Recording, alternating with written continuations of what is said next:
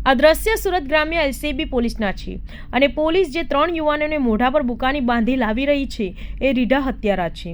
આ 3 હત્યારાએ મળીને ઓલપાડપરા વિસ્તારમાં અંજાર શેખ નામના યુવકની તેની જ સોસાયટીમાં ધાતકી હત્યા કરવામાં આવી હતી। મૃતક હત્યારાને પોતાની સોસાયટીના આશરો આપ્યો હતો। આરોપી મૃતકના ઘરની બાજુમાં એક સપ્તાહથી રહેતા હતા અને 25 જાન્યુઆરીની રાત્રે સમય મળતા અંજાર શેખની ધાતકી હત્યા કરી 2 એક્ટિવા પર ફરાર થઈ ગયા હતા, જેના સીસીટીવી ફૂટેજ પણ સામે આવ્યા છે।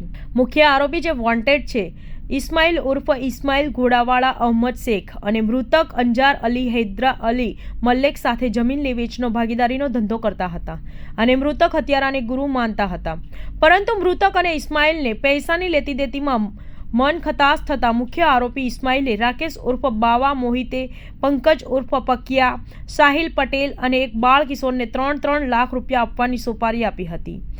મુખ્ય આરોપીએ મૃતકને ફોન કરીને તેના મોકલેલા 4 લોકોને આશરો આપવા કહેતા મૃતકે પોતાના ઘરની બાજુમાં આશરો આપી ભાડાના હત્યારાઓને મૃતક અંજારને ગંધ પણ ના આવી જે કે લોકોને આશરો આપ્યો એ લોકો તેની હત્યા કરવાના છે। મૃતક સાથે પહેલા હત્યારા ભળી ગયા અને સમય મળતા અંજાર શેખની હત્યા કરી આરોપી ફરાર થઈ ગયા હતા। મૃતક અંજાર પણ ગુનાહિત માણસ ધરાવતો હતો, પૈસાની લેતી દેતી અને જમીન પર કબજો ઉઘરાણી જેવા કામો કરતો હતો અને તેને સાથ આપતો હતો। મુખ્ય આરોપી ઇસ્માઇલ ઘોડાવાળા અને તેના કારણે જ અંજાર પૈસા તકે આગળ આવ્યો હતો, પરંતુ કહેવાય છે ને કે અનીતિના રૂપિયા વિનાશ નોટરે છે। બસ આવું જ કંઈક મૃતક સાથે થયું છે અને પૈસાની લેતી દેતીમાં અંજારની ધાતકી હત્યા કરવામાં આવી છે। અંજારની હત્યા બાદ આરોપી 4 પકડાયા છે અને મુખ્ય વોન્ટેડ આરોપી ઇસ્માઇલ પણ ગમે ત્યારે ઝડપાઈ જશે, પણ 100 થી વધુ નુકસાન મૃતકના પરિવારને થયું છે, કેમ કે 2 બાળકોનો મૃતક પિતા હતો જેના માથા પરની પિતાનો હાથ ઉઠી ગયો છે। હાલ તો વોન્ટેડ આરોપીને પકડવા પોલીસે આકાશ પાતાળ એક કરી રહી છે। 25 जनवरी 2024 को उलपाड़ के परा मोहल्ला में रहने वाले अंजर अली मलिक 30 साल की उम्र है, उनका मर्डर 4 अननोन व्यक्तियों ने किया था, जिसके अगेंस्ट में मर्डर और आर्म्स एक्ट का गुना उलपाड़ पुलिस में दाखिल हुआ था।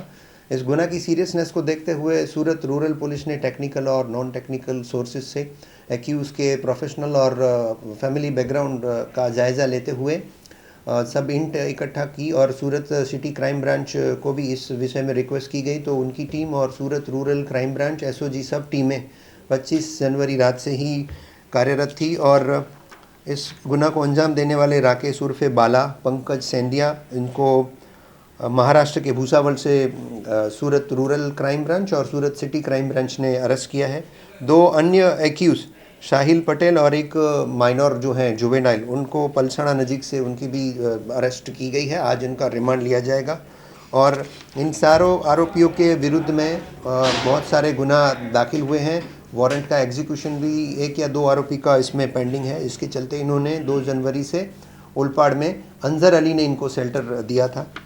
जहाँ तक वारदात का जो इंटेंशन था उसकी बात की जाए तो एक इस्माइल शेख जो सूरत शहर में रहने वाले हैं, वो अंजर अली के साथ उसका बिज़नेस रिलेशन भी था। बिज़नेस में डिस्प्यूट होने के चलते, पैसे की लेती देती के चलते इस इस्माइल शेख ने बाला और पंकज को अंजर अली का मर्डर करने का काम दिया था। तो इस तरह से अभी इस्माइल शेख इसमें मास्टरमाइंड है जो वांटेड है। सूरत के घर पे भी पुलिस ने सर्च किया है और उलपाड़ में भी सर्च किया है, उसको भी जल्द से जल्द गिरफ्तारी कर दी जाएगी और इस गुना में और कोई चीज़ शामिल है या नहीं उसका इन्वेस्टिगेशन भी पुलिस करेगी। धन्यवाद।